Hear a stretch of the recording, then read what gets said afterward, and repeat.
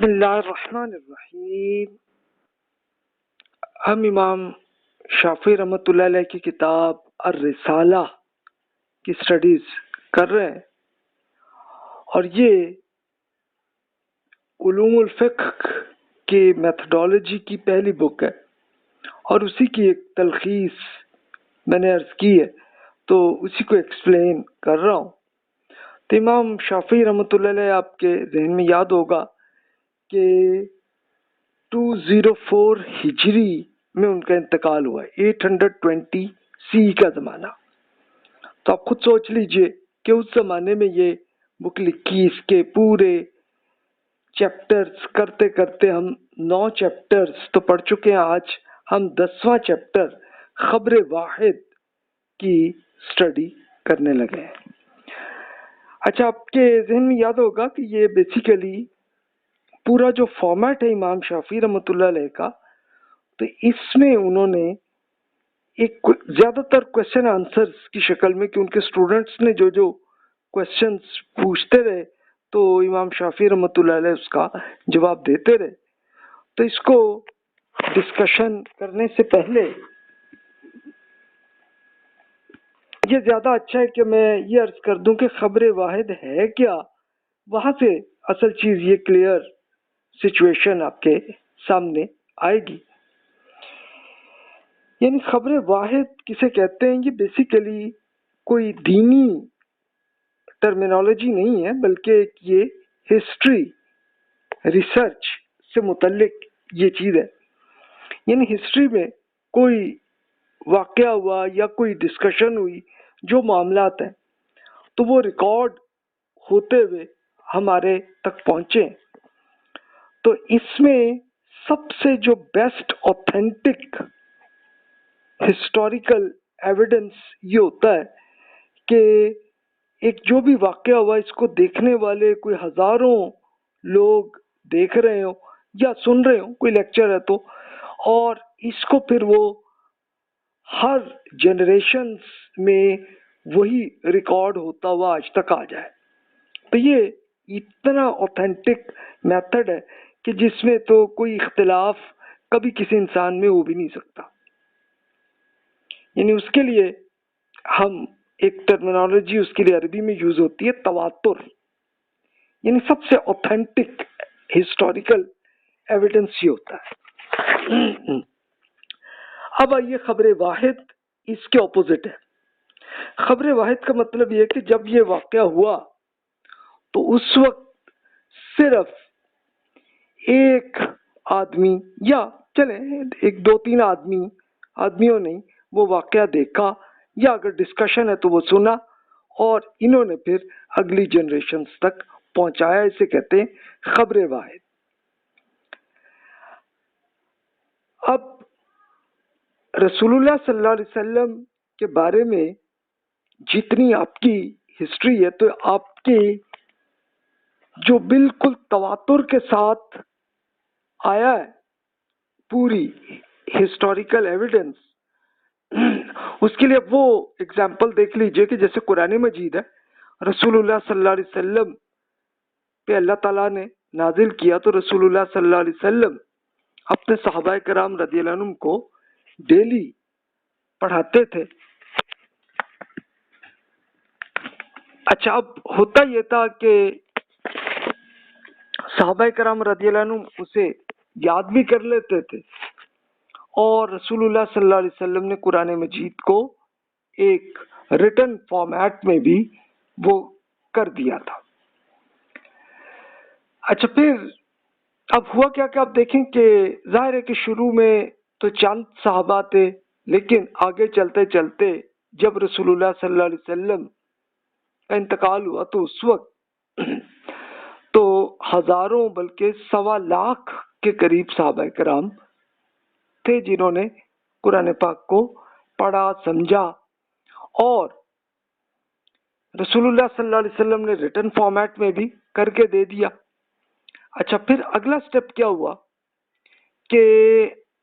عثمان رضی اللہ تعالیٰ عنہ کی جب حکومت چل رہی تھی، اب رسول اللہ صلی اللہ علیہ وسلم کے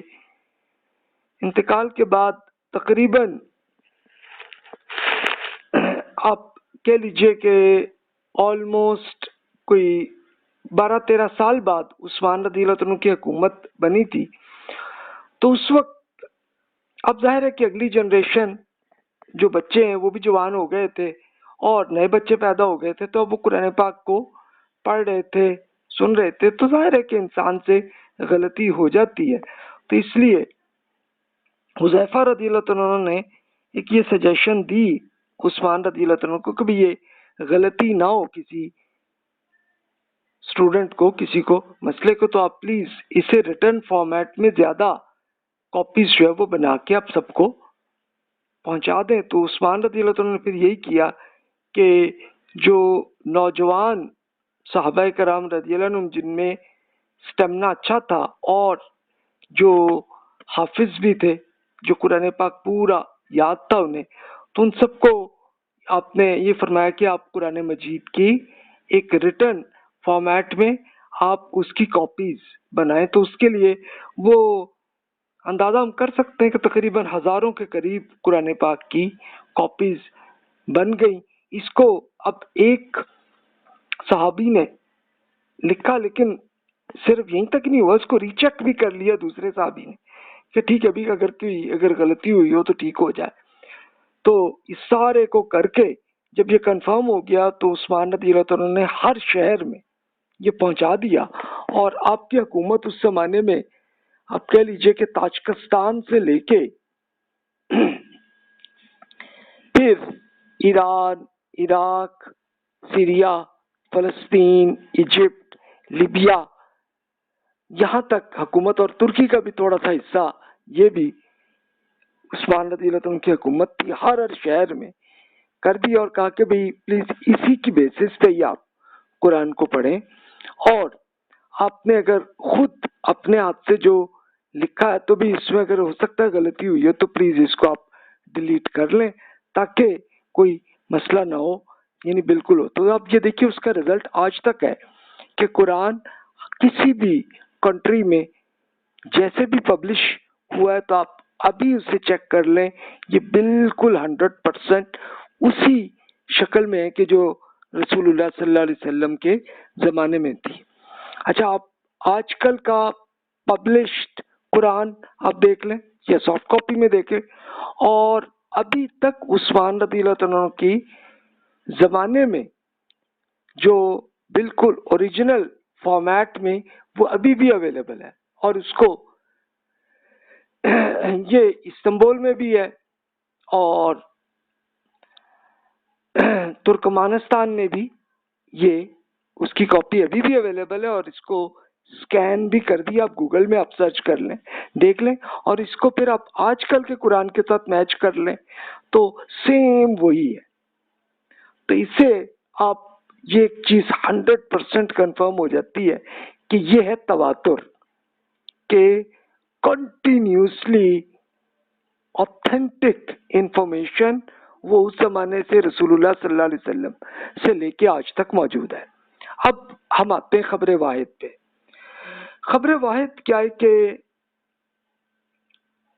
کسی ایک صحابی کی ملاقات ہوئی رسول اللہ صلی اللہ علیہ وسلم سے، تو اس ملاقات میں کچھ رسول اللہ صلی اللہ علیہ وسلم نے ارشاد فرمایا تو صحابی نے اسے یاد کر لیا. اور اب ظاہر ہے کہ اگلی جنریشن میں اب ان کے اپنے بچے ہوں گے، اسٹوڈنٹس ہوں گے، تو وہ پوچھیں گے نا، تو اب وہ رسول اللہ صلی اللہ علیہ وسلم کے اسی ارشاد کو پھر وہ صحابی بیان کریں گے. تو یہ خبر واحد ہی ہوگی کہ ظاہر ہے کہ ایک صحابی نے سنا، دیکھا، یا رسول اللہ صلی اللہ علیہ وسلم کا کوئی عمل دیکھا، کوئی پریکٹس دیکھی ہے، اس کو بیان کر دیا انہوں نے. یہ ہے خبر واحد. اچھا، اس میں کچھ صحابہ کرام رضی اللہ عنہم جن کا فوکس زیادہ تر نالج اور ایجوکیشن پہ زیادہ فوکس ہے، تو ان کی ایسی خبر واحد بہت زیادہ ہیں، جیسے سیدہ عائشہ رضی اللہ تعالیٰ عنہ. اب ظاہر ہے کہ وہ رسول اللہ صلی اللہ علیہ وسلم کے گھر میں ہی تھیں، اور سیدہ عائشہ رضی اللہ تعالیٰ عنہ کا علمی ذوق تھا، تو آپ نے یاد کیا، اور وہ پھر اس کو پھر اب نوجوان لڑکوں لڑکیوں کو इनको सैयदा आयशा रज़ियल्लाहु तआला अन्हा ने पढ़ाया और फिर जाहिर है कि उसमें वो अगली जनरेशन को भी पढ़ाया और बड़ी उम्र आपने पाई। तो अब रसूलुल्लाह सल्लल्लाहु अलैहि वसल्लम का इंतकाल हुआ 11 हिजरी 632 सी और सैयदा आयशा रज़ियल्लाहु तआला अन्हा उस जमाने में भी जवान थी और फिर 67 हिजरी में उनका इंतकाल हुआ। तो इतने लंबे अरसे तक वो पढ़ाती रही। तो ये खबर वाहिद इस तरह से आई। अच्छा, इसी तरह अबू हुरैरा रज़ियल्लाहु तआला अन्हु उन्होंने ये किया कि रसूलुल्लाह सल्लल्लाहु अलैहि वसल्लम के जब भी मुलाकात होती तो इसको फिर वो रिटन फॉर्मेट में भी अपने डायरी में रिकॉर्ड भी कर लेते थे और ज़हनी तौर पे भी करते थे और फिर माशाल्लाह उन्होंने भी काफ़ी लंबी उम्र पाई और वो भी अगली जनरेशन को पढ़ाते थे। तो ये था। अच्छा, और कुछ ऐसा भी है ना कि रसूलुल्लाह सल्लल्लाहु अलैहि वसल्लम जिस वक्त मस्जिद में कुछ लेक्चर इरशाद फरमा रहे हैं तो फिर एक सहाबी नहीं होगा बल्कि और बहुत से सहाबा कराम होंगे, या आपका कभी सबके साथ आते हुए कोई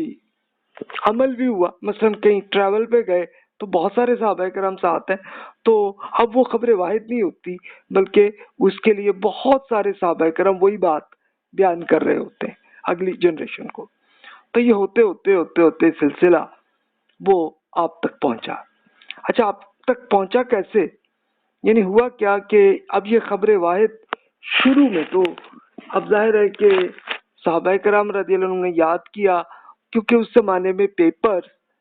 अवेलेबल तो होता था लेकिन इंपोर्ट करते थे चाइना से,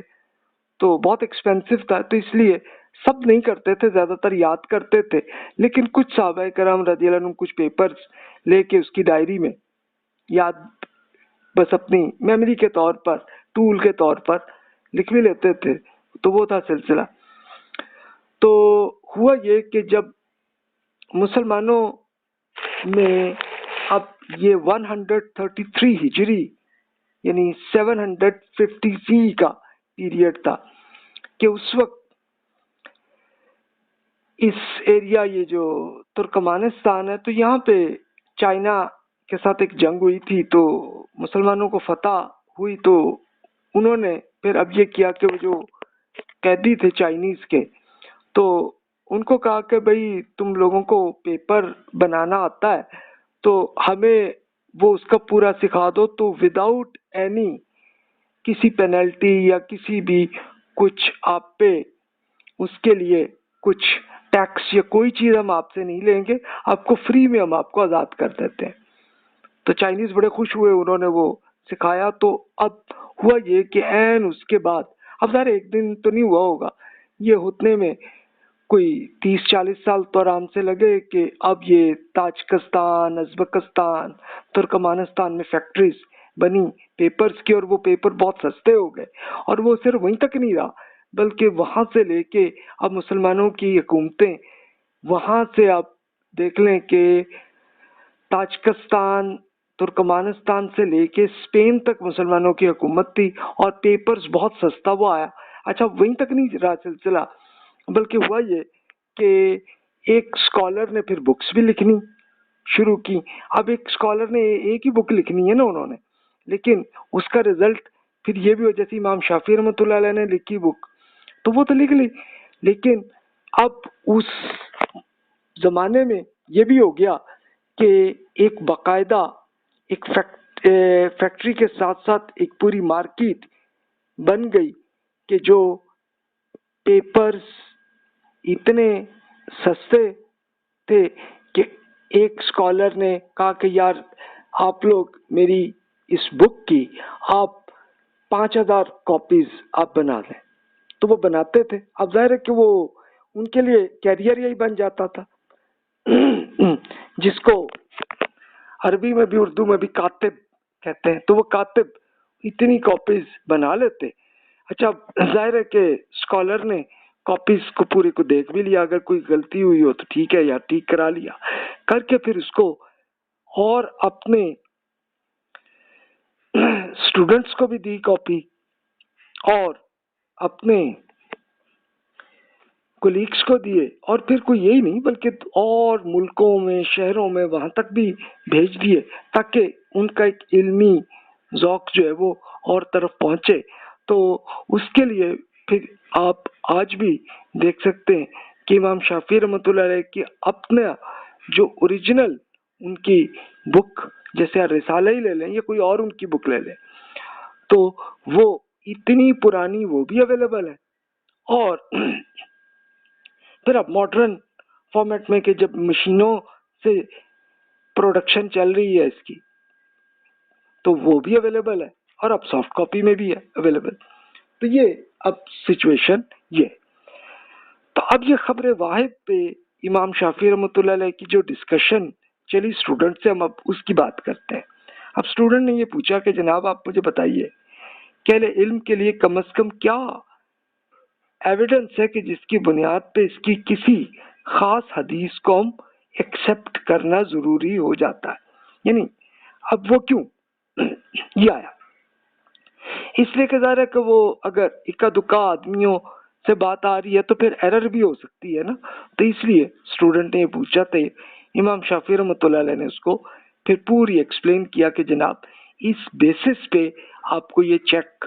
کرنے کی ضرورت ہے، جس سے کہ یہ ثبوت پورا ایویڈنس کے ساتھ یہ آتا ہے کہ ایک شخص کسی ایک شخص سے اسی طرح حدیث کو روایت کرے اور وہ نبی کریم صلی اللہ علیہ وسلم تک جا پہنچے، یا کسی ایسے شخص تک جا پہنچے جو آپ سے ایک درجہ پہلے ہو، مثلا ایک صحابی تک یہ معاملہ ہو. تو یہ ثبوت اس وقت تک مکمل نہیں ہوگا کہ جب تک یہ چند شرائط پوری نہ ہو. تو یہ پورے انہوں نے اب یہ شرائط کیا ہے کہ یہ پورا پرنسپل ہے کہ جس کی بیسس پہ آپ اس حدیث کو آپ یہ چیک کریں کہ یہ اوتھینٹک ہے کہ نہیں ہے. یہ دیکھنے کے لیے امام شافعی کہتے ہیں پہلا کام تو آپ یہ کریں کہ جو حدیث بیان کر رہا ہے وہ اپنے دین کے معاملے میں ریلائبل آدمی ہے کہ نہیں. اچھا وہ صرف اکیلے ایک آدمی کو ہی نہیں بلکہ ایک یہ پورے تمام لوگوں کو ان کی بیبلیوگرافی کو دیکھنی ہوگی. یعنی جنہوں نے یہ آپ کو وہ حدیث بیان کی ہے وہاں سے لے کے اوریجن تک آپ کو دیکھنے ہوں گے بندے ریلائبل. پھر دوسری بات یہ کہ حدیث کو منتقل کرتے ہوئے اس کی شہرت ایک سچے انسان کی ہو. یعنی اب ظاہر ہے کہ وہ سارے آدمی وہ کیا ایک سچے آدمی یا ان پہ کوئی ایسا تو نہیں ہے کہ وہ کوئی جھوٹ بولتے تھے. جو حدیث وہ بیان کر رہے ہیں اسے سمجھنے کی عقل بھی رکھتا تھا وہ آدمی. یعنی اب ظاہر ہے یہ ہر اس آدمی کی بیبلیوگرافی کی ضرورت ہے تاکہ یہ پتہ چل جائے کہ یار یہ سارے یہ جو بندے جن کے نام آ رہے ہیں سارے ریلائبل ہیں کہ نہیں، لاجیکل ہیں، سچے لوگ ہیں، ریلائبل ہیں. اور پھر یہ بھی ہے کہ الفاظ کی ادائیگی کے نتیجے میں معنی کی جو تبدیلی ہو جاتی ہے اس سے وہ واقف بھی ہو. اب ظاہر ہے کیونکہ اب رسول اللہ صلی اللہ علیہ وسلم نے کوئی ارشاد فرمایا تو اب یہ پریکٹیکلی ہو نہیں سکتا کہ ہر صحابی اس کو پوری میموری کے ساتھ لفظ پر لفظ وہی یاد کرے، بلکہ اصل پورا جو کانسیپٹ ہے وہ یاد رہ سکتا ہے آدمی کو. تو اس لیے امام شافعی کہتے ہیں کہ بھی اس کے اب ظاہر ہے وہ بکس جب تک پہنچی تو اس میں کوئی 6-7 آدمی ہوں گے، تو یہ سارے کے ساروں کو چیک کرنے کی ضرورت پڑتی ہے. اور پھر یہ بھی ہے کہ بھی وہ ادائیگی کے نتیجے میں معنی بھی انسان سے چینج ہوتے ہیں، لیکن کیا اصل کانسیپٹ سیم وہی رہتا ہے یا اس میں کوئی ایرر تو نہیں آ گئی. اور پھر پانچواں اصول یہ ہے کہ جن الفاظ میں وہ حدیث کو سنے انہی میں آگے بیان کرنے کی استطاعت رکھتا ہو یا کہ جو سنے اپنے الفاظ میں بیان کر دے. اس کی وجہ یہ ہے کہ جب حدیث کا صرف مفہوم بیان کیا جاتا ہے اور بیان کرنے والے شخص کو یہ علم نہیں ہوتا کہ حدیث کا محض مفہوم بیان کرنے سے معنی میں کوئی تبدیلی بھی ہو سکتی ہے، تو یہ بھی ممکن ہے کہ کسی حلال حکم کو حرام میں چینج ہو جائے. یعنی غلطی ہو سکتی نا انسان سے. اگر حدیث کو لفظ بہ لفظ منتقل کیا جائے تو پھر تو اس میں تبدیلی کا کوئی خطرہ ہی نہیں رہتا. لیکن اب یہ پریکٹیکلی ہم نے جب یہ ریسرچ کی تو پتہ چلا کہ ٹوٹل 70,000 کے قریب رپورٹس ہیں رسول اللہ صلی اللہ علیہ وسلم کے بارے میں جنہیں حدیث کہتے ہیں، اور 70,000 میں بہت ریئر ہی ایسی ہیں کہ جو رسول اللہ صلی اللہ علیہ وسلم کے اپنے الفاظ میں،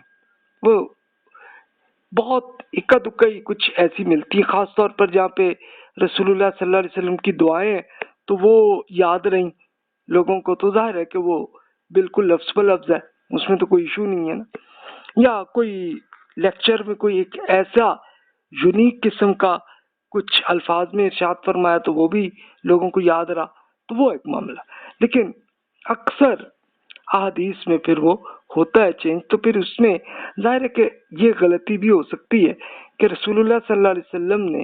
ایک کام کو حلال فرمایا لیکن ایک نریٹر، وہ شخص نے غلطی سے اسے حرام سمجھ لیا، تو وہ اس طرح کی غلطیاں ہو جاتی ہیں. تو اسی لیے آپ کو چیک کرنے کی ضرورت ہوتی ہے. پھر امام شافعی کہتے ہیں کہ اگر وہ حدیث کو اپنی یاداشت کے سہارے منتقل کر رہا ہے تو یہ بھی ضروری ہے کہ حدیث کو اچھی طرح یاد کرنے والا بھی ہے کہ نہیں، یعنی اس بندے کی اس کے اپنی میموری اچھی ہے کہ نہیں ہے، یہ بھی آپ کو دیکھنے کی ضرورت ہے. اگر وہ حدیث کو لکھ کر منتقل کر رہا ہے تو اس میں یہ بھی ضروری ہے کہ اس سے جو کچھ لکھ رہا ہے تو اسے یاد بھی رکھنے والا بھی ہے کہ نہیں. یعنی اب ظاہر ہے کہ دونوں چیزیں ہو نا، کہ اگر لکھ بھی رہا ہے اور ساتھ میموری بھی اس کی اچھی ہے تو پھر تو زیادہ اوتھینٹک بات ہو جائے گی. پھر مزید امام شافعی کہتے ہیں کہ اگر اس حدیث کے دوسرے حفاظ کون ہیں کہ جنہوں نے اس حدیث کو میموری میں یاد رکھا ہے تو وہ بھی محفوظ کر رہے ہیں تو اس شخص کے بیان کردہ حدیث اس افراد کی بیان کردہ حدیث کے موافق ہونا ضروری ہے. یعنی اب ظاہر ہے کہ صحابی سے بہت سارے اسٹوڈنٹ اس حدیث کو سیکھ رہے، تو سیکھتے ہوئے اب سارے کلاس فیلوز وہ یاد اگر کر رہے ہیں تو آپ اس کو ری چیک ایسے بھی کر سکتے ہیں کہ ایک اسٹوڈنٹ نے حدیث کو ایسے بیان کیا، دوسرے اسٹوڈنٹ نے ایسے بیان کیا اور تیسرے نے بھی ایسے بیان کیا، اور تینوں کو آپ آپس میں میچ کر لیں. تینوں اگر ایک جیسی ہیں تو پھر زیادہ اوتھینٹک حدیث ہوگی. لیکن اگر دونوں میں ایسا فرق آ گیا، اگر تو کوئی مائنر فرق ہے تو کوئی بات نہیں، لیکن اگر میجر فرق آ گیا تو پھر وہ حدیث اوتھینٹک نہیں ہوگی. تیسرے ہی آپ کو پتہ چلیں گے نا یہ. اچھا، پھر امام شافعی مزید کہتے ہیں کہ تدلیس کے الزام سے بری ہے. تدلیس کیا ہے کہ وہ یہ کہہ دے کہ میں نے حدیث کو فلاں سے سنا ہے جبکہ اس کی اس شخص سے کبھی ملاقات ہی نہیں ہوئی اور اس نے اس سے حدیث کو اس سے سنا بھی نہ ہو. تدلیس یہ ایک ایگزامپل ہے. تدلیس سمپلی آپ کہنے فراڈ ہے. یعنی ایک آدمی کہتا ہے کہ جی میں نے یہ حدیث جو ہے مثلا اسکالر عبداللہ سے یہ حدیث سنی ہے. اچھا، اب وہ کہہ تو یہ رہے ہیں لیکن پریکٹیکلی وہ عبداللہ اسکالر سے کبھی وہ ملے ہی نہیں، تو پھر اس کا مطلب ہے کہ یہ فراڈ کیا ہے انہوں نے. اچھا، وہ کیسے آپ کو کیسے اب پتہ چلے گا؟ چلو اس زمانے میں آپ اگر ہوتے تو پھر تو آپ یہ چیک کر سکتے تھے، لیکن ابھی بھی کر سکتے ہیں. مثال کے طور پر ایک مسٹر اے کہتے ہیں کہ میں نے مسٹر بی سے یہ حدیث پڑھی ہے، تو آپ مسٹر اے کی بیبلیوگرافی دیکھیں تو پتہ چلا کہ وہ عراق میں بغداد میں رہتے تھے. اچھا، اور ان کا ٹریول انہوں نے کبھی وہ عراق سے باہر نہیں آئے. اچھا، اور وہ مسٹر بی کی بیبلیوگرافی اگر پڑھیں تو پتہ چلا کہ وہ تو اسپین میں رہتے تھے اور وہ بھی اسپین سے کبھی باہر نہیں آئے. تو پھر مسٹر اے اور بی میں کبھی ملاقات ہو سکتی نہیں ہوگی نا، ہو ہی نہیں سکتی. اچھا، آج کل کے زمانے میں تو ہو سکتی ہے کہ چلو آپ تو واٹس ایپ کے ذریعے یا کسی اور ٹول کے ذریعے، جو بھی آپ کا انٹرنیٹ ہے اس کے ذریعے آپ کر سکتے ہیں، ہو سکتا ہے. لیکن اس زمانے میں نہیں ہو سکتا تھا. اس زمانے میں تو فزیکلی ایک دوسرے کے سامنے ہو تو ہو سکتی ہے. اچھا، تو اس کا مطلب ہے کہ مسٹر اے نے فراڈ کیا ہے، مسٹر بی کی بیس پہ کچھ کہہ دیا ہے اور وہ حدیث اوتھینٹک نہیں ہوگی. اچھا اگر تھوڑی سی اور بیبلیوگرافی میں پتہ چلا کہ نہیں جی مسٹر اے ایک بار حج کرنے گئے تھے مکہ مکرمہ اور اسی ٹائم اسی سال اسی دن مسٹر بی بھی اسپین سے آئے تھے مکہ مکرمہ حج کرنے کے لیے اور دونوں کی ملاقات پھر ہو سکتی ہے، پھر تو ٹھیک ہے، یعنی پھر تو وہ بات پھر اس میں تدلیس نہیں ہے، پھر فراڈ نہیں ہے، پھر ہو سکتا ہے، تو یہ آپ کو چیک کرنے کی ضرورت ہوتی ہے۔ پھر امام شافعی کہتے ہیں کہ مزید یہ بھی دیکھیں کہ وہ نبی کریم صلی اللہ علیہ وسلم سے ایسی بات منسوب کرے کہ جو قابل اعتماد راویوں کے بیان کردہ حدیث کے خلاف ہو۔ اگر حدیث میں جو بات ہے وہ بات کیا قرآن کے ساتھ اور دیگر اوتھینٹک حدیث کے ساتھ میچ کر رہی ہے یا اس کے مختلف ہے، اگر مختلف ہے تو پھر تو اس کا مطلب ہے کہ یہاں پہ کوئی غلطی ہے یا فراڈ ہے،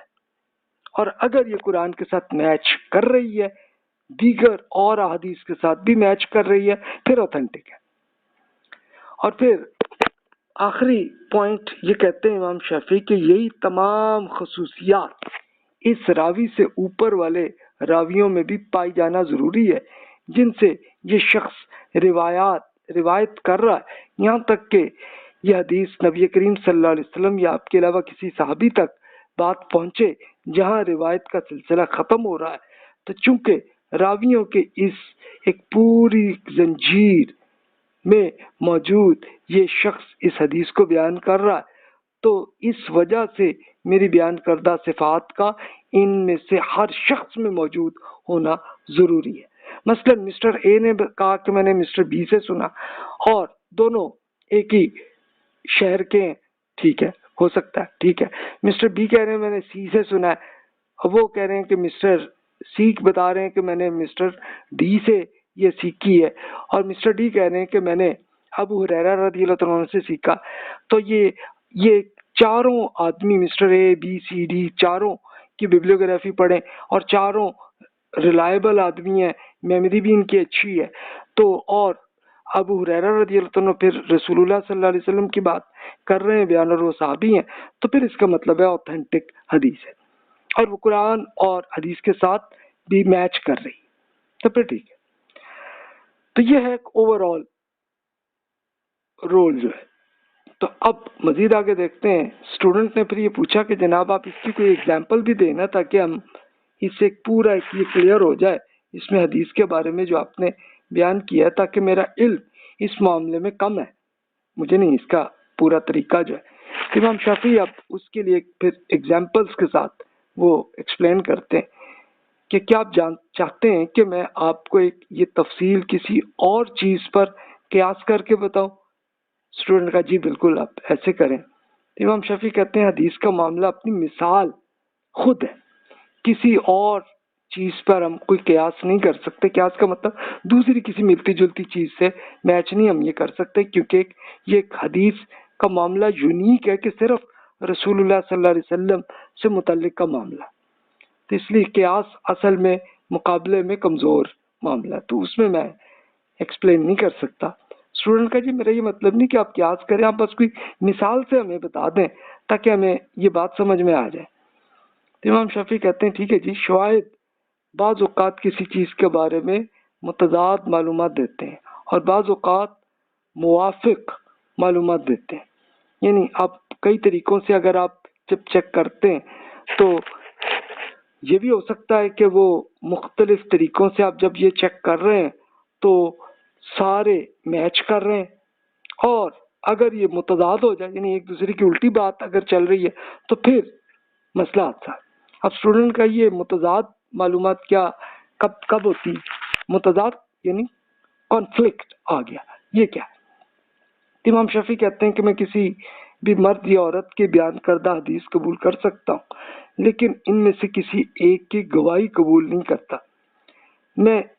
ان الفاظ پر حدیث قبول کروں گا۔ اب یہ عربی میں ایسے ہے، حدثنی فلان فلاں ان فلاں، یعنی فلاں کون؟ یعنی کوئی شخص ہے، فلاں وہ کہہ رہا ہے میں نے مسٹر اے ہے، سپوز وہ کہہ رہا ہے میں نے مسٹر بی سے یہ حدیث سنی۔ اگر وہ شخص تدلیس کرنے والا نہ ہو، فراڈ کرنے والا نہ ہو، لیکن اس کی گواہی میں اس صورت میں قبول کروں گا جب یہ الفاظ یہ بھی کہے نا سمعت کہ میں نے سنا ہے ان سے، یا رأیت میں نے دیکھا ہے، یا اشہدنی میں نے گواہی میں دیتا ہوں کہ یہ کنفرم ہے میں نے مسٹر بی سے یہ سیکھا ہے۔ اب یہ دیکھیے کہ کتنی زیادہ اوتھینٹک یہ کنفرم ہو جائے گی۔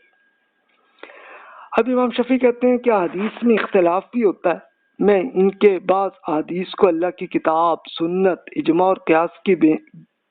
بنیاد قبول کر لیتا ہوں، لیکن گواہی کے معاملے میں استدلال نہیں کیا جا سکتا کیونکہ اس کا معاملہ ڈیفرنٹ ہے۔ ایسے لوگ بھی ہیں کہ جن کی گواہی قابل قبول ہے، لیکن ان کی بیان کردہ حدیث کو میں قبول نہیں کرتا کیونکہ اس میں تبدیلی ہو چکی ہوتی ہے اور بعض الفاظ حفظ ہو گئے ہوتے ہیں جس سے معنی پہ فرق پڑتا ہے۔ حذف کا مطلب کہ وہ ڈیلیٹ ہو گئے کوئی الفاظ، تو اس سے پورا جو اصل حدیث میں اصل بات تھی تو وہ غلط ہو گئی بات۔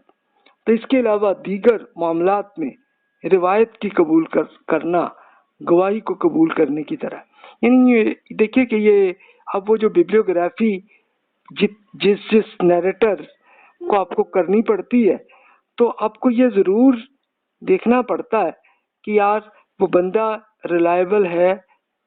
یا تھا کہ نہیں۔ اب ظاہر ہم تو بیبلیوگرافی دیکھ سکتے ہیں نا، ہمارے زمانے کا تو نہیں ہے وہ۔ تو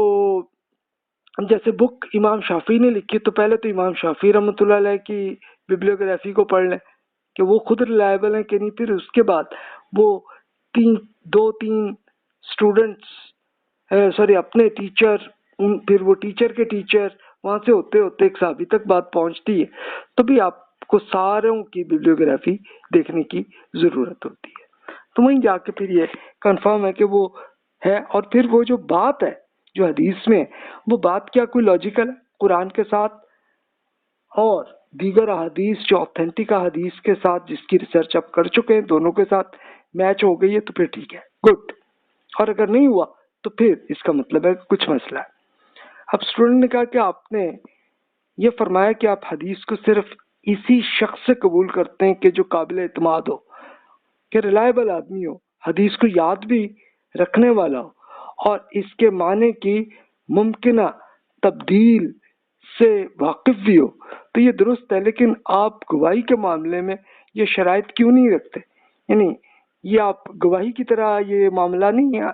کہ جیسے آپ مثلا امام شافعی رحمۃ اللہ علیہ، ظاہر ہے کہ وہ جج بھی تھے عدالت کے، تو اس میں آپ یہ چیزیں نہیں پھر اس میں وہاں چیک کرتے۔ تو پھر امام شافعی اس میں ایکسپلین کرتے ہیں اسٹوڈنٹ کو کہ حدیث کے معنی میں ہو جانے والے تبدیلیاں گواہی کے معاملے میں ہونے سے تبدیلیوں سے زیادہ مخفی ہے، یعنی مخفی کا مطلب چھپی ہوئی چیز ہے، اور انہیں پکڑنا زیادہ مشکل ہوتا ہے۔ اس وجہ سے اس حدیث کے معاملے میں گواہی سے بھی زیادہ احتیاط برتتا ہوں۔ اچھا وہ کیوں؟ اس لیے کہ جیسے امام شافعی رحمۃ اللہ علیہ جج ہیں، ان کے پاس مقدمہ آیا تو ایک گواہ آیا، اس نے بتایا کہ جناب میں نے یہ چیز دیکھی ہے، مثلاً ایک یہ قتل ہوا، میں نے خود دیکھا ہے اسے۔ اچھا اس معاملے میں تو چلو اتنے ہی بس دیکھنے کی ضرورت ہے کہ وہ گواہ جو ہے وہ بندہ ریلائبل ہے کہ نہیں، اور کیا وہ اب یہ بتا رہا ہے کہ میں نے یہ فلاں چوک میں یہ قتل دیکھا، اور پھر وہ بندے کا بھی بتا دیں کہ ہاں جی میں جانتا ہوں جو قاتل ہے اس کو، تو یہ پورا بتا دیں تو اس کو چلیں اور ری چیک بھی کسی طرح کرنے میں چل جاتا ہے۔ لیکن اب حدیث کے معاملے میں اتنا آسان نہیں ہے، یعنی اب ظاہر ہے کہ امام شافعی رحمۃ اللہ علیہ جب وہ بک لکھ رہے تو ان کی 200 ہجری کے آس پاس بک لکھی ہوگی، یہ اس سے پہلے ظاہر ہے کہ ان کی پوری بیبلیوگرافی 150 ہجری میں وہ پیدا ہوئے ہیں، 204 ہجری میں انتقال ہوا ہے، یعنی کم عمر پائی ہے انہوں نے، 54 ایئرس ایج ہی ان کی گزری ہے۔ تو ٹھیک ہے چلیں، وہ جب وہ 25 ایئرس میں ہوں گے تو اب ان کا علم بھی اچھا آ گیا ہوگا، میچور ہو گیا ہوگا، تو تب انہوں نے بکس لکھی ہوں گی نا۔ تو بیچ میں امام شافعی کا جن ان کے ٹیچر وہاں سے ہوتے ہوتے صحابی تک آپ کو یہ چیک کرنی ہے تو پھر اکیلے امام شافعی کو چیک نہیں کرنا بلکہ اور بندوں کو بھی تو چیک کرنا ہے، جو ان کے ٹیچرز ہیں ان کو بھی چیک کرنا، تو اس لیے ضرورت ہے۔ تو میں اب اسی بیس پہ ہی ایکسپلین کرتا ہوں کہ غلط گواہی قبول کرنے میں یہ خطرہ ہے کہ عدالتی فیصلہ غلط ہو سکتا ہے، جبکہ غلط حدیث قبول کرنے میں یہ خطرہ ہے کہ اس سے دین سمجھنے کے بارے میں غلطی پیدا ہونے کا امکان ہے، جس سے خود دین کے بارے میں غلط شکوک اور شبہات پیدا ہو سکتے ہیں۔ تو رسول اللہ صلی اللہ علیہ وسلم سے منسوب ایک جھوٹی حدیث کو قبول کرنے کا رسک زیادہ ہے۔ یہی وجہ ہے کہ محدثین اس میں بہت زیادہ احتیاط کرتے تھے۔ اچھا، اب یہ دیکھ لیجئے کہ یعنی ٹھیک ہے، عدالت میں اگر گواہی ایکسپٹ کی لیکن عدالت سے غلطی ہوئی تو چلو غلطی ہو سکتی ہے، ہو جائے، کوئی ایرر ہو جائے وہ معاملہ، لیکن حدیث کے معاملے میں اس سے زیادہ بڑا ایشو ہے کہ اس میں بالکل دین سے متعلق پورے ایشو جو ہے وہ بن جاتے ہیں۔ اور میں نے پریکٹیکلی جب یہ حدیث ریسرچ کی تو خود یہ دیکھا کہ مسلمانوں کے یہ جتنے فرقے بنے ہوئے تو یہ فرقے بھی کس بیس پہ بنے کہ وہ کسی جعلی حدیث کو ایکسپٹ کرنے کی وجہ سے ہوا ہے۔ یعنی یہ پریکٹیکلی اصل ہوا معاملہ کہ جس وقت مسلمانوں کی حکومتیں بہت پھیلی ہوئی تھیں تو اس وقت یہ ہوا تھا معاملہ کہ ٹیررزم کا سلسلہ بھی شروع ہوا، تو ٹیررسٹس نے جعلی حدیثیں ایجاد کی اور وہ آتے آتے پھر وہ بکس میں بھی لکھی گئیں، آ گیا معاملہ۔ تو اب ایک آپ اسکالر ہیں، آپ اسکالر کرتے ہوئے آپ نے اس حدیث کی کوئی ریسرچ، کوئی جانچ پڑتال کا کام نہیں کیا اور کرتے ہی آپ نے اس حدیث کو ایکسیپٹ کیا، تو ہو سکتا ہے کہ وہ دین آپ نے یہ نہیں چیک کیا کہ یہ قرآن کے ساتھ میچ ہو رہی ہے کہ نہیں ہو رہی، اور پھر کوئی الٹی بات ہے اور اس کو ایکسیپٹ کر لیا تو پھر اچھا، اگر تو آپ تک ہی معاملہ تو چلو غلطی آپ تک ہوئی، لیکن اگر آپ بڑے اسکالر ہیں، آپ کے بڑے اسٹوڈنٹس ہیں، تو وہاں سے ہوتے ہوتے یہ معاملہ پھر اگلی جنریشن میں زیادہ پھیلے گا، اور پھیلتے پھیلتے اچھا سپوز آپ نے وہی ایک جعلی حدیث کو ایکسیپٹ کر لیا تو ہوتے ہوتے کچھ قرآن کے خلاف کچھ کانسیپٹ وہ پیدا ہو جائیں گے، اور ہوتے ہوتے اچھا پھر آپ کے اسٹوڈنٹس میں زیادہ جوش اور جذبہ وہ آ گیا، تو آتے آتے پھر کیا ہوگا کہ ایک الگ فرقہ بن جائے گا۔ اچھا، پریکٹیکلی یہی ہوا، یہ جتنے فرقے بنے ہیں ایسے ہی بنے۔ تب اسٹوڈنٹ مزید پوچھتے ہیں کہ مجھے آپ کی یہ بات تو ٹھیک ہے جی، بالکل صحیح ہے، لیکن ایک چیز پہ مجھے اختلاف ہے کہ اگر آپ کسی قابل اعتماد شخص سے حدیث سنتے ہیں اور وہ کسی ایسے شخص سے حدیث سے روایت کرتے ہیں جس کے قابل اعتماد ہونے کا آپ کو علم نہیں ہے، تو آپ حسن ظن سے کام کرتے ہوئے آپ اس کے ٹیچر کی پیروی میں اس حدیث کو قبول کیوں نہیں کرتے جی؟ آپ اسی پر اصرار کیوں کر رہے ہیں کہ نہیں جناب ہر بندے کو چیک کرنے کی ضرورت ہے؟ اب آپ دیکھیں کہ امام شافعی رحمۃ اللہ علیہ کا اس زمانے کا کلچر کتنا اچھا تھا کہ اسٹوڈنٹ نے بھی ٹیچر امام شافعی سے اختلاف کیا کہ جناب یہ ہے، تو اب آپ بتائیں نا کہ چلیں آپ کہہ رہے ہیں کہ آپ نے حدیث اس بندے سے سیکھی اور وہ بندہ بڑا ریلائبل ہے، اور وہ بتا رہا ہے کہ اس نے اپنے ٹیچر سے سیکھا ہے، لیکن وہ ٹیچر کا آپ کو پتا نہیں ہے، تو آپ اس کو اتنا چیک کرنے کی کیا ضرورت ہے؟ ہو سکتا ہے کہ وہ ٹیچر بھی تو حسن ظن رکھے نا، اچھا ہوگا آدمی۔ امام شافعی پھر ایکسپلین کرتے ہیں کہ آپ دیکھتے ہیں کہ اگر ایک شخص دوسرے پر مقدمہ کر دے اور اپنے حق میں 2 گواہ پیش کر دے تو قانونی امور کے ماہر 4 اچھے کردار کے لوگوں کی رائے ان دونوں گواہوں کے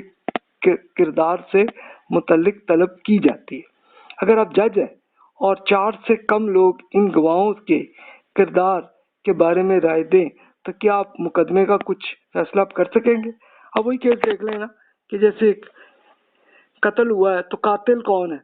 اب ایک بندے نے بتا دیا کہ جناب یہ اس میں قاتل یہ تھا، میں نے خود دیکھا۔ اچھا،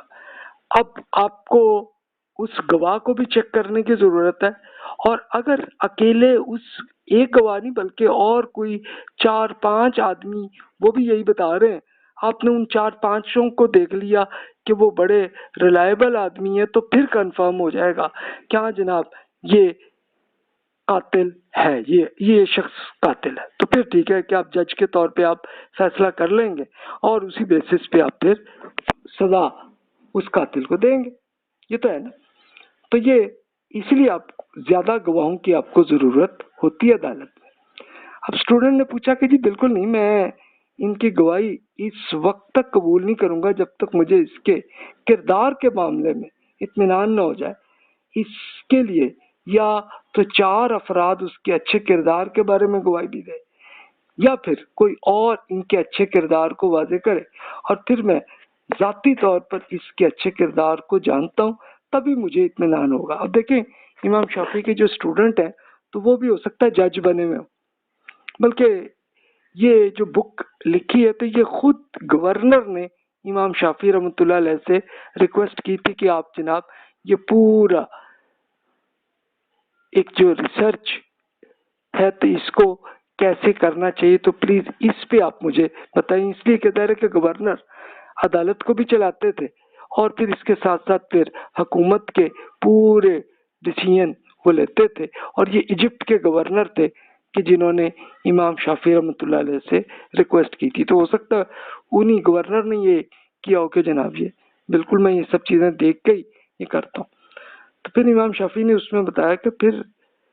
میں نے حدیث کو قبول کرنے کے معاملے میں آپ سے جو شرائط بیان کی ہیں تو آپ انہیں کیوں پھر ایکسیپٹ کیوں نہیں کر رہے بھی آپ، کہ بالکل جیسے آپ عدالت میں آپ ایسے چیک کرتے ہیں تو ایسے حدیث میں بھی ایسے ہی چیک کریں نا. جبکہ آپ خود فرما رہے ہیں کہ ان کے گواہی اسی صورت میں قبول ہوگی کہ جب اس سے زیادہ اچھے کردار کے لوگ اس گواہ کے بارے میں بھی ایکسیپٹ کر لیں، بتا دیں کہ ہاں جناب بندہ ریلائبل ہے. تو تبھی ہوتا ہے نا معاملہ عدالت میں. اچھا، اسٹوڈنٹ نے پھر یہ پوچھا کہ یہ لوگ کسی شخص کے اچھے کردار کے بارے میں تبھی گواہی دے سکتے ہیں کہ جب وہ اسے جانتے ہوں، اگرچہ وہ اس کے کردار سے واقف نہ ہو. اگر اس کی گواہی میں ایسی بات ہے کہ جس شخص کے کردار کے بارے میں انہوں نے گواہی دی تھی میں اس کی گواہی کو قبول نہیں کروں گا حتیٰ کہ کوئی اس کے اچھے کردار کے بارے میں گواہی دے دے یا میں ذاتی طور پر اس شخص کے اور اس کے بارے میں گواہی دینے والوں کے کردار سے واقف ہوں. اگر میں کسی گواہ کو نہیں جانتا تو میں اس کے اچھے کردار کا مالک ہونے کو اس وقت تک قبول نہیں کروں گا جب تک کوئی اور شخص اس کے اچھے کردار کی گواہی نہ دے. یہ دیکھیں کہ آپ جو اسٹوڈنٹ ہے وہ خود جج ہے تو وہ یہ اس پہ اپنا سچویشن بتا رہے ہیں. تو امام شافعی اب وہیں سے ایگزامپل سے یہ ایکسپلین کرتے ہیں کہ حدیث میں بھی آپ کو ایسے ہی کرنا چاہیے. کہ آپ کی یہ بات خود آپ کے نقطہ نظر کے خلاف ہے. یہ بات یعنی اصل میں بات کیا تھی کہ جو اسٹوڈنٹ نے یہی کہا تھا حدیث پہ آپ وہ اتنی وہ ریسرچ کیوں کرتے ہیں. تو امام شافعی نے وہی انہیں کی ایک ایگزامپل دی کہ آپ خود دیکھیں عدالت میں آپ اتنی صرف ایک گواہ کی بات پہ ہی آپ نہیں کرتے بلکہ اس گواہ کی پوری ان کی زندگی ان کے جاننے والوں کو بھی بلا لیتے ہیں عدالت میں، ان سے پوچھتے ہیں بھائی کہ یہ ریلائبل ہے کہ نہیں ہے. تو یہ سب کو آپ کرتے ہیں نا. تو سیم اسی طرح حدیث کا معاملہ بھی اتنا اہم ہے کہ آپ کو چاہیے کہ ایسے ہی حدیث کو بھی ریسرچ کرنا چاہیے. اور اگر آپ کو ایک شخص کا پتہ ہی نہیں چلا جو یہ حدیث بیان آپ کے سامنے کر رہا ہے یا بیچ میں ان کے کوئی ٹیچر ان میں سے کوئی ہے اس کی بیبلیوگرافی پتہ نہیں ہے تو پھر ہمیں وہ حدیث ایکسیپٹ نہیں کرنی چاہیے کیونکہ پھر وہ غلطی ہو سکتی ہے. یہ آپ جو سنتے ہیں نا کہ یہ ضعیف حدیث ہے، ضعیف کا مطلب کہ کمزور حدیث ہے. کمزور کا مطلب کیا؟ یعنی وہ بندے کا ہی نہیں پتا بیچ میں کہ وہ بندہ کوئی ریلائبل ہے کہ نہیں ہے، اب ہمیں پتہ ہی نہیں ہے تو پھر ہم کیا کریں گے. اچھا، اب یہ فخر میں نے بس خود اپنے الفاظ میں بیان کر دیا، پڑھ لیجئے گا بک میں. اب اسٹوڈنٹ نے یہی کہا کہ اس کے بارے میں آپ کیا کہیں گے کہ آپ کسی ایسے شخص کی روایت کو قبول کریں جس کی تدلیس کے بارے میں آپ نہیں جانتے، اور وہ عن یعنی فلاں سے یہ میں نے روایت ہے، یہ ان سے میں نے حدیث سیکھی ہے، مجھ ممکن ہے کہ اس نے ان سے یہ روایت خود نہ سنی ہو، یہ بھی تو ہو سکتا ہے نا۔ یہ جو لفظ عربی میں عن کا مطلب ہے فلاں سے ہم نے سنا۔ تو امام شافعی کہتے ہیں کہ تمام مسلمان جب اپنی ذات سے متعلق کوئی گواہی دیں تو انہیں اچھے کردار کا مانا جا سکتا ہے، لیکن دوسرے کے بارے میں جب کوئی بات اگر کہے تو اس کے لیے آپ کو ری چیک کرنے کی ضرورت ہوتی ہے۔ کیا آپ اتفاق نہیں کریں گے کہ جب عدالت میں وہ اپنی ذات سے متعلق حلف اٹھاتے ہوئے کچھ کہتے ہیں تو ہم اس کی گواہی کو قبول کر لیتے ہیں، لیکن اگر دوسرے کے کردار کے بارے میں گواہی دے گا تو پھر اس وقت تک ان کی گواہی کو قبول نہیں کریں گے جب تک اس دوسرے شخص کو بھی آپ ان کے کردار کو جان نہ لیں۔ ایک شخص کے کردار سے متعلق میری واقفیت کا یہ مطلب نہیں ہے کہ مجھے دوسرے شخص کے کردار کا بھی علم ہے، اس کے بارے میں وہ شخص گواہی دے رہا ہے۔ تو اصل میں پوری ڈسکشن اسی پہ چل رہی ہے۔ یعنی آپ دیکھیے نا کہ آپ اگر آتے ہیں، آپ ایک سپوز آپ جج بن جاتے ہیں یا آپ کو جاب مل گئی، آپ نے ایک پورا سائن کر دیا ایگریمنٹ، اور آپ نے بتایا کہ جناب میرا یہ ایکسپیرینس ہے، میرا یہ ایکسپیرینس ایکسپلین ہے۔ اب ظاہر ہے کہ انٹرویو کے دوران آپ سے یہ چیزیں پوچھی گئیں تو اب ظاہر ہے کہ جو ڈائریکٹر آپ کا کر رہے تھے تو ڈائریکٹر کو پتہ چل جائے گا ٹھیک ہے یہ ریلائبل آدمی ہے۔ لیکن اگر وہ کسی دوسرے شخص کے بارے میں کچھ کہے گا تو پھر صرف ایک بندے سے پھر کام نہیں چلے گا، پھر آپ کو دوسرے اور ایویڈنس کی بھی ضرورت رہے گی تاکہ تب لے جا کے آپ ایک کنفرم کر سکیں۔ تو اس میں یہ امپورٹنٹ پوائنٹ امام شافعی نے کہا کہ جہاں تک تدلیس کا تعلق ہے کہ فراڈ کا، کہ ہم اپنے ملک میں تو کسی کو نہیں جانتے کہ جو ایسا کرتا ہے، نہ تو ان میں سے جو ہم سے پہلے گزرے اور نہ ہی اپنے ساتھیوں سے کچھ لوگوں نے یہ کام اختیار کر لیا، تو ہمارے لیے بہتری یہی ہے کہ ہم ایسے لوگوں کو چھوڑ دیں بھی۔ ظاہر ہے کہ ایک تدلیس جو فراڈ والے جس بندوں نے پھر ایک پوری ریسرچ کی، ان کی بیبلیوگرافی کی بکس لکھی، تو بس اب اس میں پھر اسی بیسس پہ پھر آپ کو چاہیے کہ اس بندے کی کہ جو فراڈ کی ہے تو پھر اس بندے کی ساری احادیث کو بھی آپ ریجیکٹ کر دیں، اس کو ایکسیپٹ نہ کریں۔ اب ظاہر ہے کہ یہ پریکٹیکلی ہر آدمی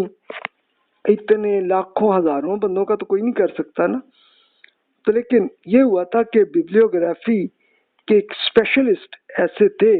کہ جنہوں نے اتنی کام کیا۔ یعنی اس کے لیے میں آپ سے وہی شیئر کرتا ہوں، امام شافعی رحمۃ اللہ علیہ کے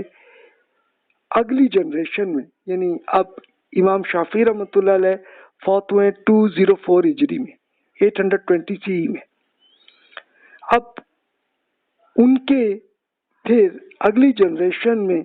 بڑے اسکالر گزرے، امام بخاری رحمۃ اللہ علیہ، امام مسلم رحمۃ اللہ علیہ۔ اب یہ ان کا انتقال ہوا 255 ہجری میں، یعنی آپ دیکھیں کہ امام شافعی سے تقریباً 51 ایئرز کا فرق ہے۔ تو امام شافعی رحمۃ اللہ علیہ نے پوری زندگی کر کے یہ کام کیا کہ ہر ایک شہر میں گئے، ہر گاؤں میں گئے، جو بندے زندہ تھے ان سے انٹرویو کر لیا، اور جو فوت ہو گئے تو ان کی فیملی، اب ظاہر ان کے بیٹے پوتے پڑپوتے جو بھی ہیں ان سے ملے، ان سے پوچھا کہ جی آپ کے دادا جی کیسے علم رکھتے تھے، ڈائری کیسے لکھتے تھے، کیا کرتے تھے، پوچھ لیا۔ اچھا صرف وہیں تک نہیں بلکہ ان کے پڑوسیوں میں کوئی مل گئے یا ان کے کوئی کلاس فیلو مل گئے زندہ، وہاں سے پوچھ لی انفارمیشن، تو اسی بیسس پہ انہوں نے پھر بیبلیوگرافی لکھ لی کہ یار یہ بندہ ہی۔ اچھا صرف ایک کا نہیں کیا انہوں نے، بہت سارے سینکڑوں شہروں اور ہزاروں دیہاتی علاقوں میں جا کے کام کیا، اور پوری عمر یہی کرتے رہے۔ تو پوری عمر سے آپ اندازہ کر لیں انہوں نے اسی لیے شادی نہیں کی امام بخاری رحمۃ اللہ علیہ، کیونکہ اب ساری کم از کم 40-50 سال تک تو وہ یہ کرتے رہے یہ کام، تو پھر شادی کہاں کرتے ہو؟ اب ظاہر ہے وہ بیگم کو ہر وقت ٹریول پہ تو نہیں رکھ سکتے تھے نا، اس لیے نہیں ہوا۔ اچھا، دوسرے اسکالر امام مسلم رحمۃ اللہ علیہ نے انہوں نے بھی یہی کیا، لیکن چلے انہوں نے بہت لمبا عرصہ اس میں نہیں لگایا ہوگا، چلو 30 ایئرز لگائے، پھر بھی اتنا ٹائم مل گیا کہ آ کے اپنے ملک وہاں پہ یہ آج کل وہ ایران کے بالکل بارڈر جو تاجکستان کے ساتھ وہاں کے رہنے والے تھے، آ کے پھر کر لی شادی انہوں نے۔ امام بخاری ازبکستان کے تھے، تو وہی بخارا شہر وہاں کے رہنے والے تھے، تو ظاہر ہے کہ ان کو ٹائم ہی نہیں ملا پورا کام کر کے ریسرچ کر کے، اور پھر جب کبھی آئے تو آ کے فوت ہو گئے، وہ اتنی بات ہے ان کی۔ تو یہ دیکھیں اس طرح سے انہوں نے یہ ریسرچ ایسے کی ہے، میں نے یہ ایگزامپل شیئر کی ہے۔ تو امام شافعی کہتے ہیں کہ جو شخص کی تدلیس سے ہم ایک بار بھی واقف ہو جائیں تو پھر اس روایت کے معاملے میں اس کی چھپی ہوئی کمزوری ہم پر ایک سامنے آ جاتی ہے، اور یہ کمزوری نہ ہو تو کھلا جھوٹ ہی ہوتا ہے، اور ہم حدیث کو ہی رد کر دیں اور نہ ہی وہ واضح سچ ہے۔ یہ بات تو ایک طرح کی کنفیوژن ہی رہتی ہے، تو اس لیے ہمیں اس کو ایکسیپٹ ہم نہیں کرتے۔ اب اسٹوڈنٹ نے کہا کہ میں نے دیکھا کہ آپ عدالت میں ایسے شخص کی گواہی قبول کرتے ہیں جس کی حدیث آپ قبول نہیں کرتے، تو یہ پھر کیوں ہے بھی؟ آپ کا اپنا عدالت میں کیوں ایسا معاملہ ہے؟ تو امام شافعی نے بتایا کہ حدیث کا معاملہ مسلمانوں کے لیے بہت بڑا ہے، ویسے ایک وجہ اور بھی ہے۔ اب ظاہر ہے کہ عدالت میں تو صرف کوئی ایک دو بندوں کا آپس کا مقدمہ چل رہا ہے نا، لیکن حدیث کا معاملہ تو وہ پوری امت میں 1 ملین لوگوں پہ، کروڑوں لوگوں کے ساتھ معاملہ چل رہا ہے، اس لیے وہاں احتیاط کی ضرورت ہے۔ تو اسٹوڈنٹ کہتے ہیں جی ہاں، اور بتائیں آپ کیا اس بیس پہ آپ کرتے؟ تو امام شافعی نے کہا کہ وہ یہ ہو جاتا ہے کہ حدیث کا ایک لفظ روایت ہونے سے رہ جائے، یا اس کا معنی تبدیل ہو جائے، یا محدث نے جن الفاظ میں حدیث بیان کی تھی بعد والا ان کا اسٹوڈنٹ ان سے مختلف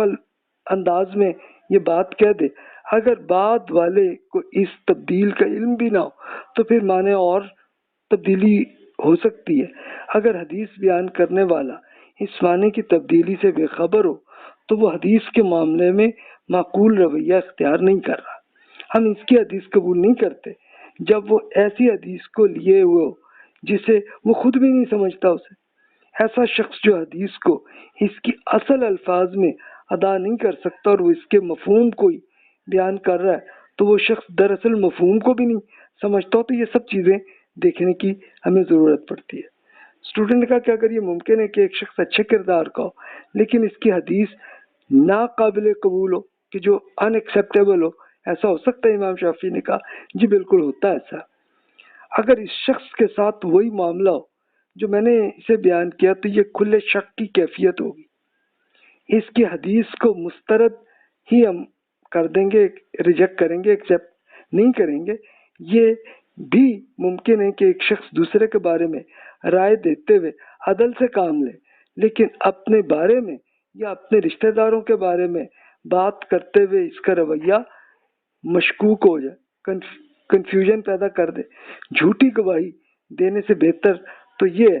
کہ آدمی کسی بلند مقام سے نیچے گر پڑے۔ جب کسی شخص کے متعلق شک کا عنصر آ جائے تو اس کی گواہی کو قبول نہیں کیا جائے گا۔ ایسا شخص جو حدیث کو لفظاً روایت نہیں کرتا یا اس کا معنی ہی نہیں سمجھتا، تو اس کا معاملہ تو اس شخص سے کہ اس کی گواہی شک کی بنیاد پر ہی رد کی جائے گی۔ اب ظاہر ہے کہ وہ حدیث ان صاحب وہ بیان تو کر رہے ہیں لیکن ان کو خود سمجھ نہیں ہے، تو پھر ان صاحب کی پھر تو کنفیوژن ہی ہوگی نا۔ تو اس لیے یہ احتیاط یہی ہے کہ نہ کریں۔ اچھا، گواہ جس معاملے میں گواہی دے رہے ہیں تو اس سے بھی غور سے دیکھنا بھی ضروری ہے کہ اگر ہمیں گواہی کو کسی ایک جانب میلان یعنی تعصب نظر آئے تو اس کا کوئی بڑا مفاد اس شخص سے وابستہ ہے جس کے لیے وہ گواہی دے رہے ہیں، تو پھر تو ہم اس کی گواہی قبول ہی نہیں کریں گے۔ اب ظاہر ہے کانفلکٹ آف انٹرسٹ ہوگا نا، تو جہاں کانفلکٹ آف انٹرسٹ ہو تو پھر تو اس بندے کی کوئی رپورٹ جو ہے ایکسیپٹ آپ نہیں کریں گے۔ پھر وہ کہتے ہیں کہ جو شخص حدیث سے روایت کرتے ہوئے کثرت سے غلطیاں کرتا ہے اور اس کے پاس کوئی ایک باقاعدہ تحریری دستاویز بھی موجود نہیں ہے، تو ہم اس کی حدیث کو قبول نہیں اس پہ کرتے، اس لیے کہ غلطی یہاں پہ ہونے کے چانسز ہوتے ہیں۔ اور غلطی پھر بعض آپ دیکھیں نا کہ رسول اللہ صلی اللہ علیہ وسلم نے خود سمجھا دیا تھا کہ بھی میرے خلاف کچھ جھوٹ نہ آگے جا کے پہنچانا، صرف سچ بات ہی کرنا، ورنہ پھر اللہ تعالیٰ آپ پہ سزا بھی دے سکتا ہے، تو اس لیے آپ یہ نہ کرنا۔ اتنا کلیئرلی آپ نے صحابہ کرام کو بتایا تھا، اس لیے صحابہ کرام رضی اللہ عنہم بہت احتیاط کرتے تھے۔ اچھا، حدیث بیان کرنے والے لوگ مختلف اقسام کے ہوتے ہیں، ان میں سے وہ بھی ہوتے ہیں جو حدیث کے جانے پہچانے ہوتے ہیں، یعنی ان کی پوری بیبلیوگرافی پوری ہمیں معلوم ہوتی ہے۔ یہ لوگ حدیث کو تلاش میں رہتے ہیں اور پھر اپنے والد، چچا، رشتہ دار، دوست سب سے حاصل کرتے ہیں، اور اختلاف رائے رکھنے والے اہل علم کی مجلسوں میں بھی بیٹھتے ہیں۔ تو یہ وہ لوگ ہیں کہ جو حدیث کے محفوظ کرنے میں سب سے آگے ہیں، کیونکہ یہی بندے تو اسکالر بنیں گے نا، تو وہ کر سکتے ہیں۔ اگر کوئی شخص سے روایت کرنے والے ایک سے زیادہ ہوں اور ان میں سے ایک ہی محفوظ کی ہوئی حدیث کو حدیثیں حفظ کرنے والے دوسری اسکالرز کی وہ بیان کردہ حدیث کو دیکھیں اور دوسری آپس میں بالکل میچ کر رہی ہو تو پھر تو ٹھیک ہے، اور نہ ہو آپس میں ایک دوسرے میں فرق آ رہا ہو، اور فرق بھی کوئی بڑا میجر فرق آ رہا ہو، تو پھر ہم اس کو کیسے ایکسیپٹ کر سکتے ہیں؟ اب بتائیے۔ اسٹوڈنٹ نے کہا کہ بھی ایک شخص کو بیان کردہ حدیث خبر واحد کو قبول کرنے کی آپ کے پاس کیا دلیل ہے، جبکہ ایک اکیلے شخص کی گواہی کو قبول نہیں کرتے؟ تو اس کی کیا وجہ ہے کہ آپ اس حدیث کے معاملے میں اکثر اوقات گواہی پر قیاس کرتے ہیں، لیکن بعض امور میں آپ اور گواہی میں بھی فرق بھی کرتے ہیں؟ امام شافعی نے کہا کہ آپ یہ سوال کا اب دوبارہ وہی کر رہے ہیں، میں اسی کو ایکسپلین کرتا ہوں۔ حدیث کو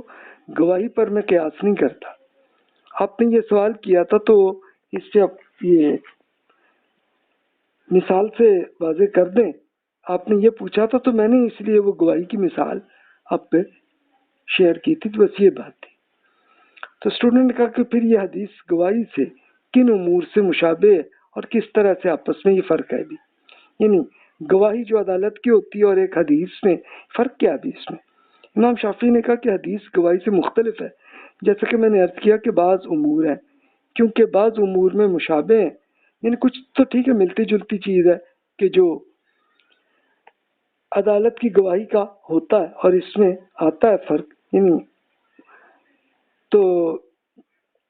اس کے لیے پھر امام شافعی رحمۃ اللہ علیہ کچھ اگزامپل پیش کرتے ہیں، جیسے بدکاری کے جرم کے ثبوت کے لیے آپ کم از کم کتنے گواہ طلب کرتے ہیں تاکہ یہ کنفرم ہو کہ جناب اس شخص نے یا اس خاتون نے یہ بدکاری کی ہے؟ تو انہوں نے کہا کہ جی 4 گواہ ہم لیتے ہیں اس میں۔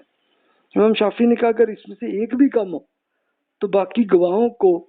کیا آپ جھوٹا الزام دے کے کوئی کوڑوں کی سزا دیتے ہیں؟ تو اسٹوڈنٹ نے کہا ہاں جی، وہ بھی جج تھے، کہتے جی ہاں بالکل ایسا ہی ہے۔ ظاہر ہے کہ 4 گواہ ہوں تو تبھی یہ کنفرم ہوگا کہ یہ بدکاری ہوئی ہے، لیکن اگر وہ 4 گواہ نہیں ہیں بلکہ صرف کوئی 1-2 بندے یہ کہہ رہے ہیں عدالت میں آ کے، تو پھر اس کو اس پہ کوڑوں کی سزا، کیونکہ قرآن مجید میں یہی دی ہے نا کہ اگر یہ پورا ایویڈنس نہ ہو تو پھر آپ نے صرف الزام ہی کیا ہے، اور الزام پہ پھر 80 کوڑے کی سزا ہے اس میں، تو وہ ہے اس میں۔ امام شافعی کہتے ہیں قتل، کفر، راستوں پر ڈکیتی کے جرم میں آپ کتنے گواہوں کا مطالبہ کرتے ہیں کہ جس سے یہ کنفرم ہو جائے کہ جناب موت کی سزا متعین کنفرم ہو جائے اس میں؟ تو اس میں پھر اسٹوڈنٹ جو جج ہیں وہ کہتے ہیں کہ جی 2 گواہوں کی۔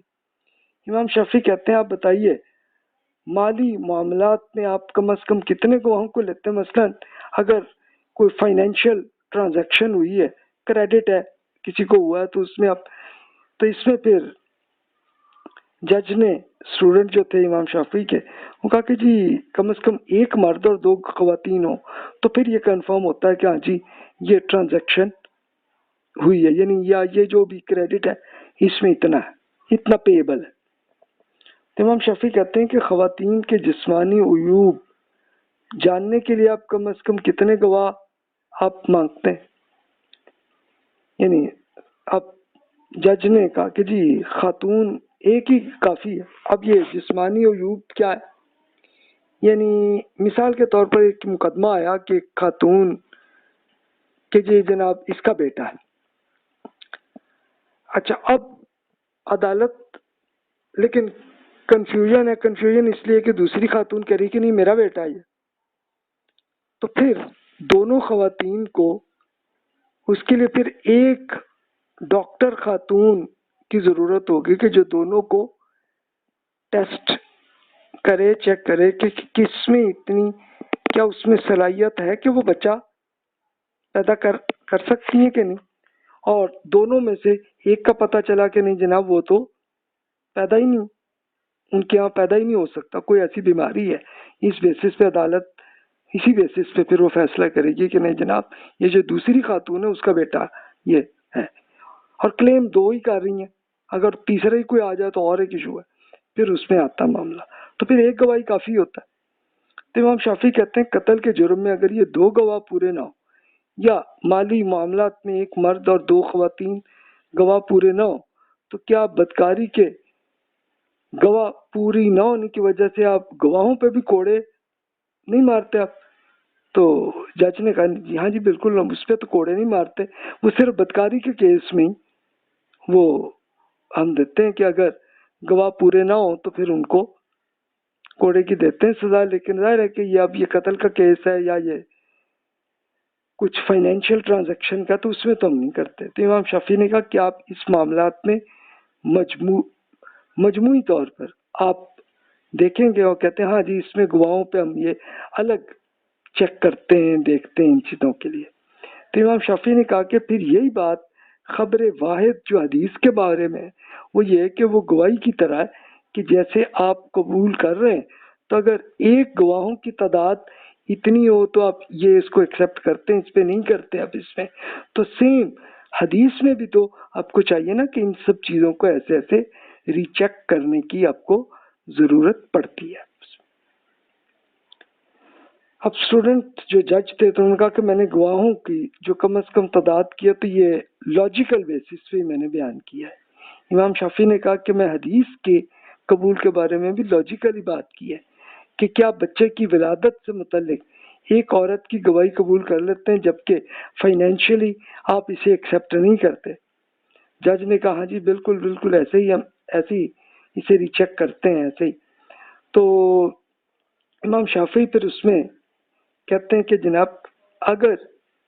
آپ سے یہ کہا جائے کہ قرآن میں ایک مرد اور 2 خواتین کی گواہی کا ذکر نہیں ہوا تو پھر آپ اسے ایکسیپٹ کر رہے ہیں۔ جج نے کہا جی قرآن پاک میں یہ تو نہیں کہا گیا کہ اس سے کم کی گواہی جائز نہیں ہے، ہم تو اسی بیسس پہ ہی کر رہے ہیں نا کہ جیسے تمام مسلمان درست سمجھتے ہیں اور قرآن کے خلاف بھی نہیں ہے معاملہ، ایسا ہی ہے۔ امام شافعی کہتے ہیں کہ یہی سب ہم ایک شخص کی روایت کردہ حدیث خبر واحد کے بارے میں کہتے ہیں۔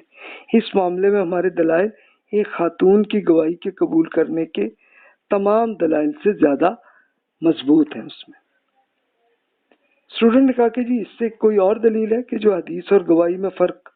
آپ کر سکتے ہیں؟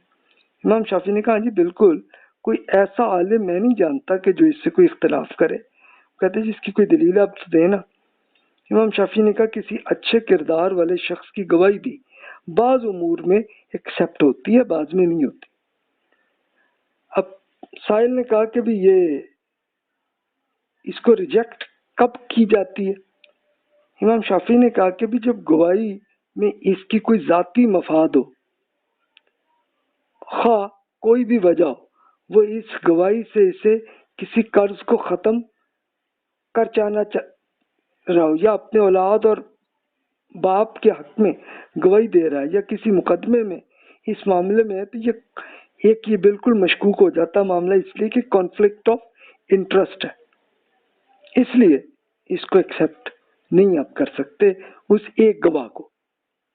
لیکن اگر اس کا کوئی کانفلکٹ کا معاملہ ہی نہیں ہے تو پھر ٹھیک ہے، پھر آپ ایکسیپٹ کر لیتے ہیں اس کو، عدالت کو۔ تو اب گواہی کے معاملے میں ایک گواہ کسی شخص کے خلاف کوئی گواہی دیتا ہے جس کی بنیاد پر اس پر کچھ قرض ثابت ہوتا ہے تو پھر وہ سزا کا اس کے لیے لازمی ہو جائے گا اس میں۔ یعنی اگر مثال کے طور پر ایک آدمی نے یہ دے دی گواہی کہ ہاں جناب میں نے کریڈٹ اس سے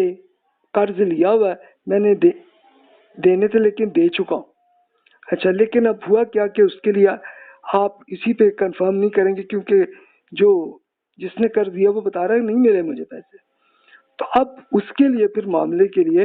مزید آپ کو اور ایویڈنس کی ضرورت ہوگی، تبھی جا کے آپ فیصلہ کر سکیں گے۔ اب یہ جناب اب مثال کے طور پہ ہمارے زمانے میں آپ دیکھ سکتے ہیں کہ جناب اچھا آپ نے کیسے دیے تھے جناب واپس پیسے جو ہیں، تو وہ اس نے بتایا کہ میں نے جناب بینک کے ذریعے کی تھی، تو ٹھیک ہے آپ بینک کی ایک پوری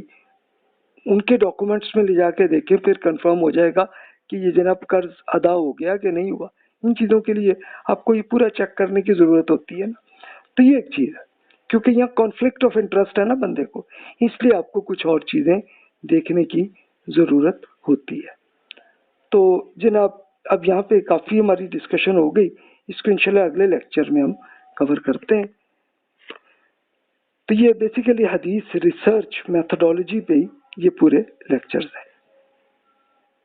اور جو بھی کوشچنز آپ کے ذہن میں آ رہے ہوں تو آپ بلا تکلف آپ ای میل کر سکتے ہیں اس پہ۔ جزاک اللہ خیر واحسن الجزا۔